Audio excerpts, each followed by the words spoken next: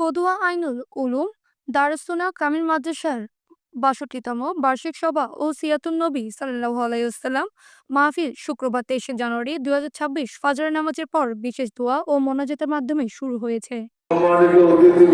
এতে ছাত্রছাত্রী, শিক্ষক, ওলামায়ে কেরাম ও স্থানীয় মুসল্লিরা অংশ নেন। মাদ্রাসার সম্মানিত প্রিন্সিপাল আনম নোমান সাহাবের সভাপতিত্বে এবং এলাকার প্রভাবশালী জামায়াত নেতা কাজী জসিম উদ্দিনের সঞ্চালনায় আয়োজিত সভায় প্রধান অতিথি বক্তব্য রাখেন সাবেক সংসদ সদস্য ও বাংলাদেশ জামায়াত ইসলামী কেন্দ্রীয় নায়েব আমির আনম শামসুল ইসলাম। সবাই আরও উপস্থিত ছিলেন আন্তর্জাতিক ইসলামী বিশ্ববিদ্যালয়ের প্রো ভিসি ইলিয়াস সিদ্দিকী, বটতলী শহর ইউনিয়ন কমিটির সভাপতি লোহাগাড়া উপজেলা জামায়াত নেতা কাজী নুরুল আলম, উপজেলা জামায়াতের আমির আসাদুল্লাহ ইসলামবাদী সহ আমন্ত্রিত গণমান্য ইসলামিক বক্তা ও অতিথিবৃন্দ।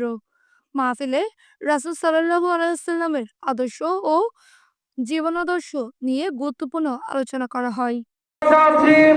আজকে এই অধিবেশনে উপস্থিত রয়েছেন অত্র মাদ্রাসার সম্মানিত শাহিন চৌধুরী, শাহিনের পাঠানো ভিডিও চিত্রে PA ৭২ টিভি।